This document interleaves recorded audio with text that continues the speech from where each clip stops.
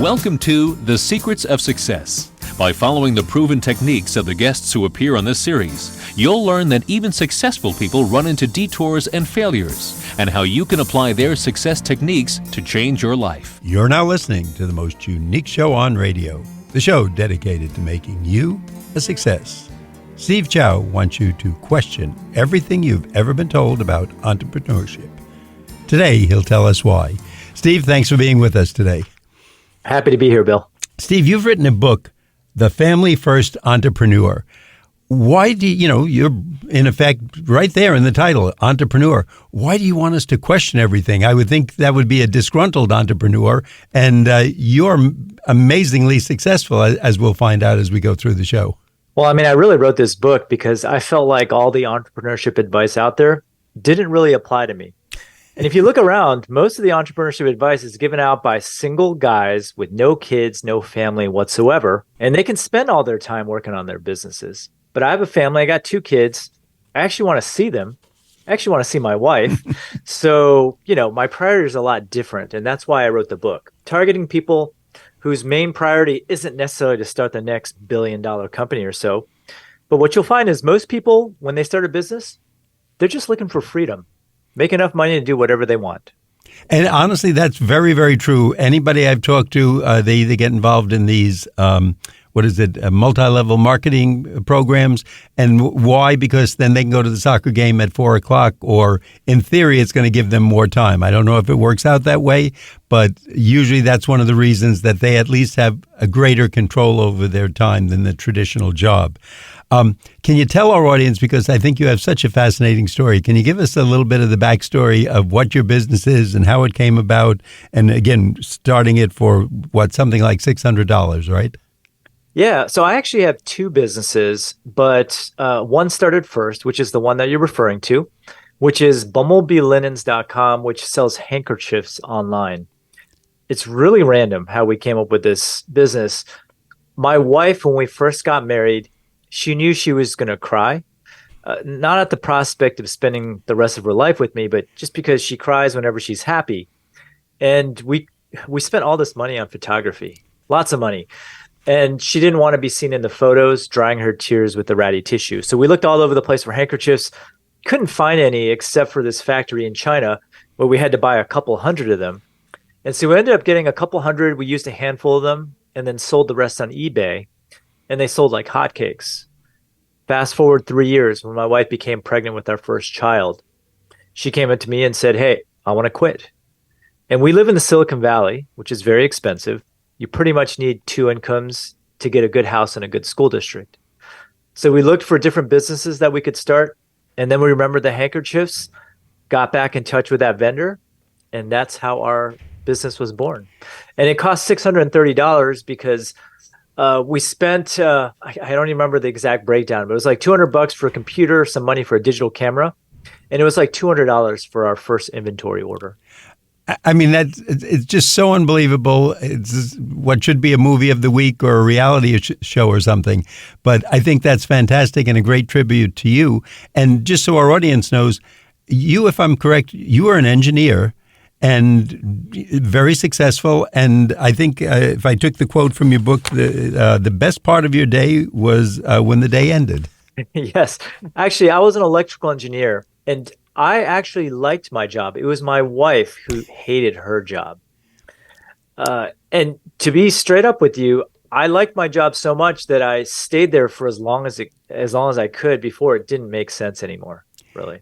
And I have to tell you, if you gave me a list of things to start a business about, or if you came to me and said it's $630, want to be a 50% partner for $300, I think on a list of 1,000 businesses, wedding handkerchiefs probably would have been down in the last 5 out of the 1,000 because I know nothing about that. And obviously, you're the expert. But again, just for our audience's sake, that obviously has been a business that has taken off. I think you said it expanded 7-fold, and I'm sure many times since that. You have a podcast, and then your wife has a separate business, I think, if I'm correct, in conjunction with that. Well, so Bumblebee Linens is the business that my wife and I run together. What's really funny about all this is all I did is I just started documenting the business itself. So I had a blog where I just documented the day to day, all the problems that we had running that business. And that blog actually developed an audience of its own, which led to a podcast, which led to a YouTube channel, which led to an annual e-commerce event that I've been running for the past 7 years. So it just all kind of evolved that way. I think your next book should be called The Golden Touch. And that's the one we all want to invest in. If you want funding, you will get angel investors all over the place after they see this story. What would you say is your key to success? You're a very modest person in the book, but if we asked you, is it marketing? Is it somebody's a great salesperson? Were you just that real lucky person who everything clicked? I think there's always an element of luck, right? So let me just talk about how I was lucky. When we first started selling handkerchiefs, I didn't know anything about websites. I didn't know anything about advertising. But it just so happens that one of my best friends just launched a website selling his photography. And he showed it to me. And I was like, how did you do that? And so he showed me how to put up a website. And this is back in the day. This is a long time ago. This is back in 2007, where websites weren't nearly as prevalent and easy to create as they are today. So my friend helped me come up with a website. And then when it came to sales, I was like, okay, how do I advertise?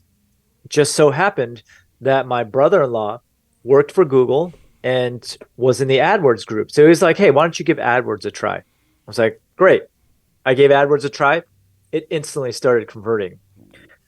There's another blog that I used to read at the time. It was from my buddy. And he was telling me, hey, you can actually create content to get ranked in Google search and get free traffic to your store. So I was like, great.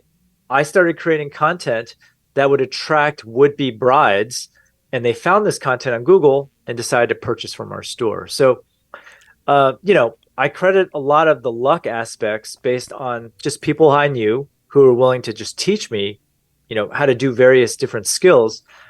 But I think ultimately I did have to execute on it. And I think that's probably the biggest key really to being successful in business. Taking what you know, don't be afraid to ask for help, and then just taking action on it. That should be the code words for our audience. And I think all of us are writing it down saying, well, be like Steve. I'll just do what he said and follow him. It sounds so easy, but I know from reading your book, not quite that easy. Now, the process of becoming successful, literally, was this overnight, a month, a year and a half, 5 years? So for the store, we made enough to supplant my wife's salary in 1 year, which was $100,000 in profit. For the other side of the business, which is mywifequitherjob.com, which is the content side, that didn't start making real money until I would say 2 or 3 years later. So definitely not overnight. In fact, when we first launched our handkerchief store, I don't think we got a single order in like the first 3 weeks or so. So there's definitely a learning curve here. But the thing about business is, I always the closest analogy I can give is it's like panning for gold. You're trying different things until you find that one or two things that work really well. And once you find that thing that works, it tends to hockey stick.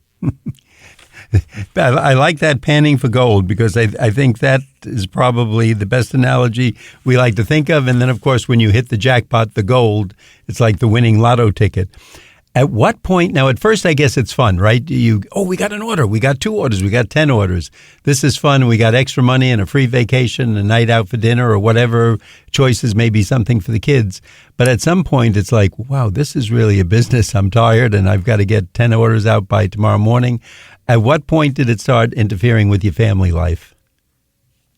Well, here's the thing, and I attribute it all to being my fault. Once we started making money, I'm trying to think of the closest analogy. I got like this fever. If anyone out there is listening to this has never made a large sum of money in a short period of time, once you get it, you want more of it. And even though we didn't even need the money at that point, we already met our income goals, and the whole point was really so we could stay at home with our family, was I just wanted more and more. And so I would set these ridiculous income goals.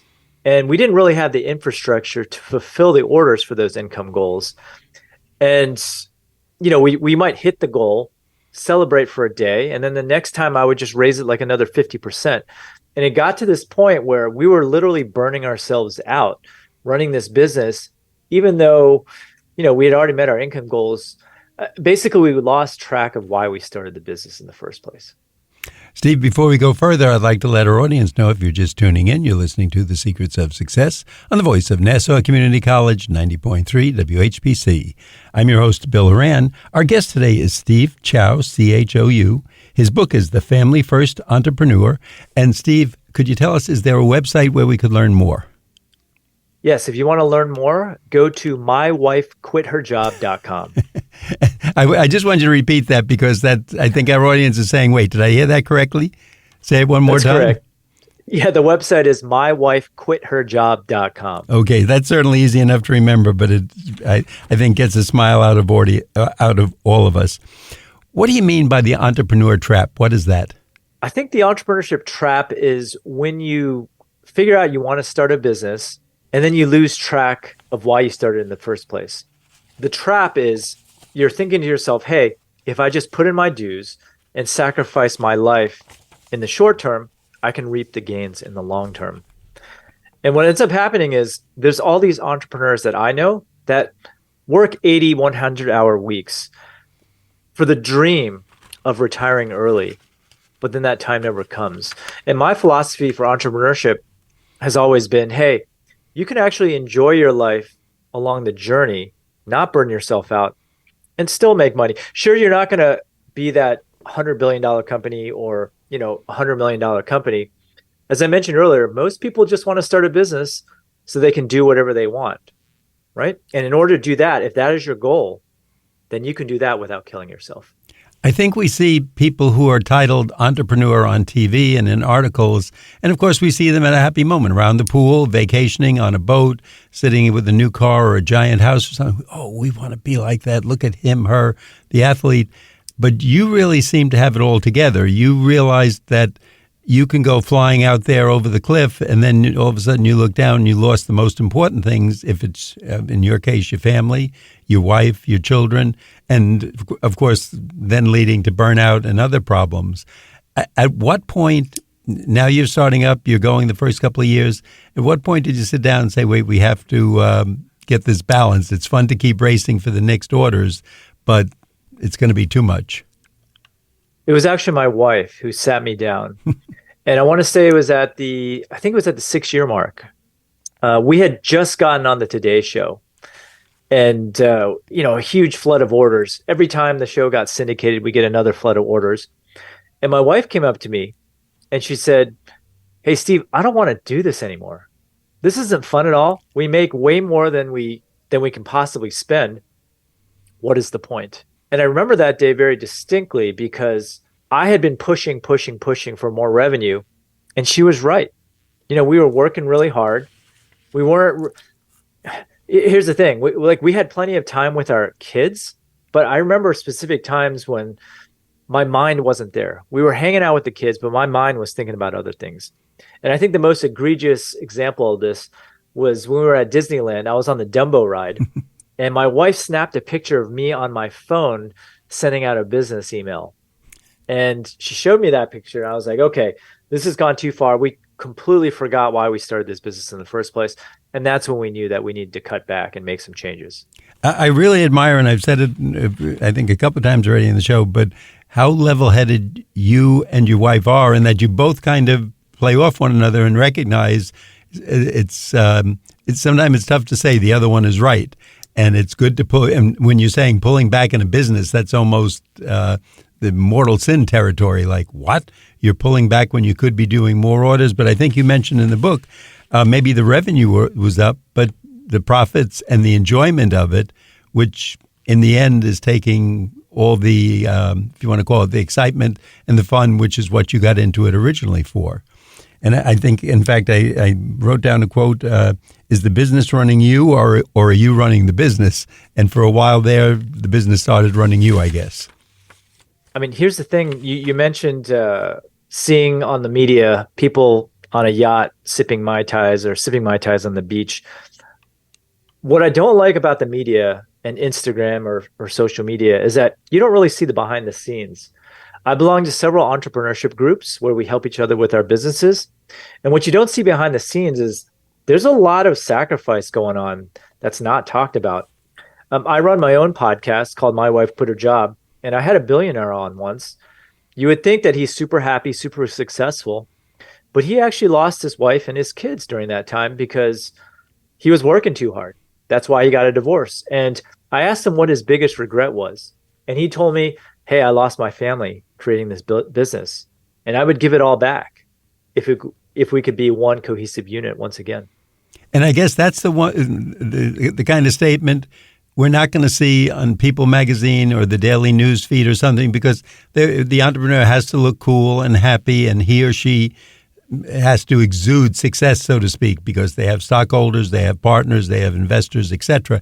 But I think you're the one, and you and your wife have really analyzed things and put everything in its right place, etc., etc. When you started to make this change, how did you go? Did you just, which I think is very, very tough, just to say, cut back and say, wait, we're not going to take more than 1,000 orders or 100,000 orders or something? Or did you outsource business or get a partner to, take over? No, it wasn't like that, actually. So it really just depends on setting the right goals. So before we had that talk, our goals were always revenue based, right? And I think the biggest issue, we didn't really pull back in that sense. We pulled back. Sorry, pull back is the wrong term. What we did is we started automating a lot of things and really just focusing on like our best products, the ones that got us the most profit, the biggest bang for the buck, so to speak. And my biggest problem really was mental rather than physical, because I have an ego and I want to grow a business. We're all kind of programmed that way. So really for me, not striving for revenue was really about me figuring out a way to address my own ego. And the way I do that today is I just pick one thing to work on every single year related to the business. And I just put my best foot forward and implement that one thing, and whatever happens, happens. Like, revenue is no longer the goal. So let me just give you an example. One of my goals last year was to work on my YouTube channel, and I grew it to over 240K subscribers during that period. I got a lot of fulfillment out of that because I was constantly learning, and it actually generated a lot of revenue for the business. I didn't measure what the revenue was, but I put my best foot forward, and whatever happened, happened. Basically, your goal, unless you know what you're striving for, then you're pretty much wandering aimlessly. Like, if revenue is your only goal and that's what you're working towards, then that's great. But again, for most of us, we just want to be happy. And for me, the goal now is quality time with family. And I think that's so realistic and worth it, and yet different from what we all have been taught to look at. Money, money, money, get a bigger yacht. If the yacht is 100 feet, it's not big enough. If there's a guy with a 120-foot yacht, mine now has to be 150 or, whatever. Are there any rules you would give our audience that you could be a guideline that if someone is going into a business like yourself, do they set it from the beginning saying, hey, look, I want to produce 1,000 units a year or 10,000 units, and I will be happy with that if I can do it over the first 2 years to keep everything else in place? Or is that unrealistic because you're just too much into it? I mean, this is what I always tell everyone.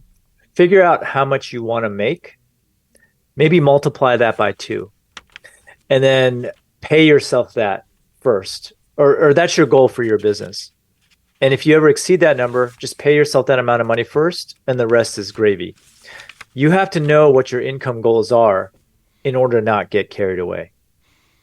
Now, Steve, did you ever think, and I'm sure somewhere in there must have crossed your mind, your business is basically you and your wife, if I understand correctly, right?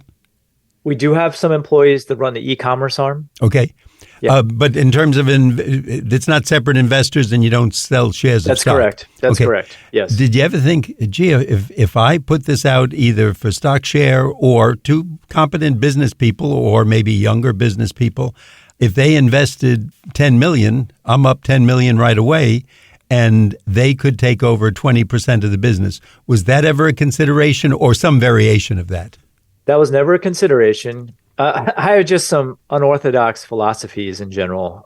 One of which is to keep people out of it and keep as much ownership as possible. Because so I used to be an engineering director as part of my job. And what I found is like, even though my employees were fantastic workers, I found myself dealing with a lot of the mental issues, most of my time from day to day. And again, everyone thinks that outsourcing, or in your case, getting investors is always the answer. But that always increases the level of mental anguish, so to speak. It's just the case with any employees and whatnot. So it really just depends on what you want. To me, humans are very unpredictable. So when I choose to outsource something, I always try to outsource it to a machine if I can. It just happens to be my background too, computers and automation. No, I think you're brilliant. You're going to put a lot of lawyers out of business, but I think you're brilliant because we're the lawyer, and I'm not knocking lawyers, but they get involved in business fights and organization, who gets this, who gets that, who should do things like a marriage. And I compliment you that you have the strength, and your wife and your family too, to say, let's stop it here. We don't have to make the billion. We're happy with what we're making, and it's given us control. Steve, before we go further, again, I'd like to let our audience know that you're listening to The Secrets of Success on the voice of Nassau Community College, 90.3 WHPC. I'm Bill Horan. Our guest today is Steve Chou, Chou. His book is The Family First Entrepreneur. And Steve, would you tell us the website where we can get more information?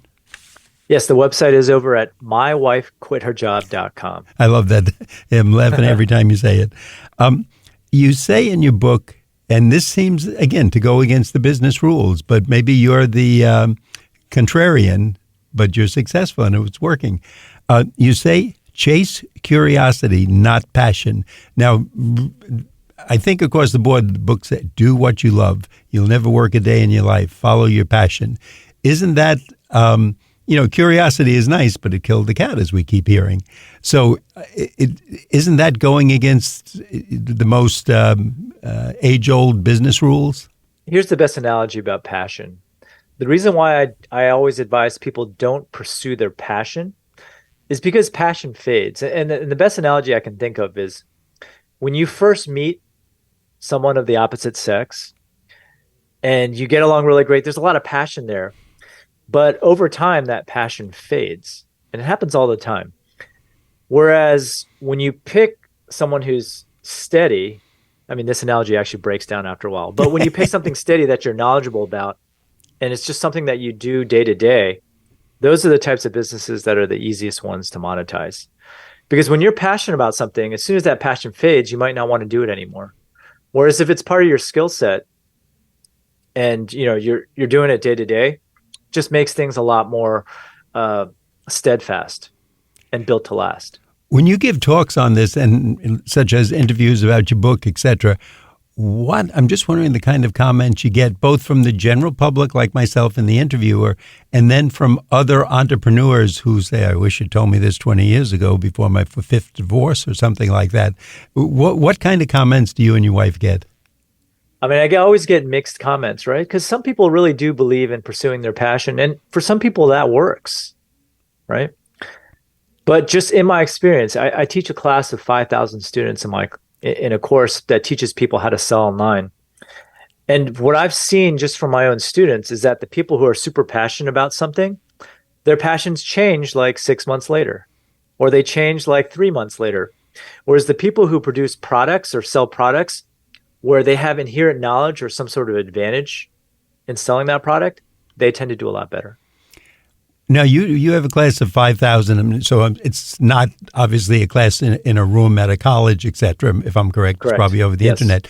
But meeting people and giving lectures and talking to them, do you ever pick out somebody and say, if I wanted to go into business with someone, or if I wanted to open up a subsidiary company or a joint company, he or she would be someone I would consider because they're just showing me the right mindset, or they really have their act together?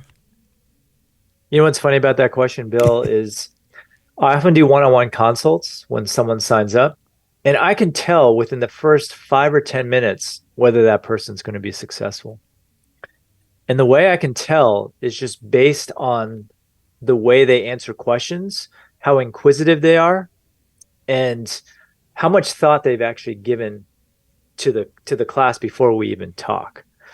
because it takes a special type of person to be successful. They have to be persistent. They can't just quit at the first sign of trouble. And they have to have a very open mind to learn, because I'm really constantly learning. There's something new that I learn every single day. And you really just have to keep an open mind about everything that happens. Is there anything, looking back, you wish you had done that you didn't in the growth of your company to this point? I mean, the biggest regret I have, to be straight up, is not starting this sooner. Like, I got started in this way later in life. I thought I was going to be an engineer for life. If I had started this when I was maybe 21, 22, I'd be all powerful today.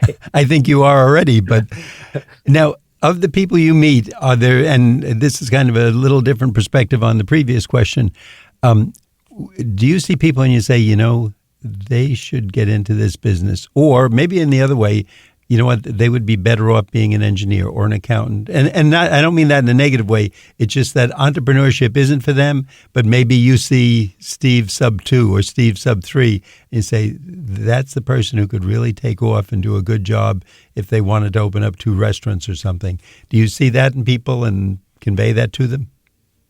So I've always been of the philosophy that everyone is cut out to be an entrepreneur, except there's certain mindsets that are much more difficult for someone to start. As I mentioned before, I teach a class of 5,000. The people that are the most difficult to work with, ironically, are the engineers. Because the way the engineering mind works is, it's an if-then type of way of thinking, right? If I do this, then this is the outcome. And we want like guarantees that an outcome is going to happen as an engineer. I know I'm speaking for all of us here, but that is how we think, at least how I think. And so convincing someone to take a leap of faith, to pursue something where you're not going to be 100% sure what's going to happen, is very difficult, especially for engineers. You picked on engineers, and one, I want to thank you. I think in 35 years on this show, it's the first time the lawyers didn't get blamed first. So I'm sure all lawyers, you're going to be their favorite business person, and they're going to buy the Bumblebee Linens. Is that the correct name? Yes, Bumblebee They'll Linens. go to you for that. Steve, I really think you have the act together. I think you have everything in line, and I think for our audience, if they really want to know about business and doing it the right way and keeping their life in good order, they should get in touch with you, go to your website, find out more, and buy some Bumblebee Linens to show you that they're really have their heart in the right place. Before we wrap up, again, I want to remind our audience, the book is The Family First Entrepreneur by our guest, Steve, Chou, Steve Chou. And give us that website one more time. Yes, my website is over at mywifequitherjob.com. Steve, thanks for being with us today. Thanks for having me, Bill. I'd like to let our audience know that you've been listening to The Secrets of Success on the voice of Nassau Community College, 90.3 WHPC. I'm Bill Horan, asking you to please join us again next week at this same time when we will continue our journey to success.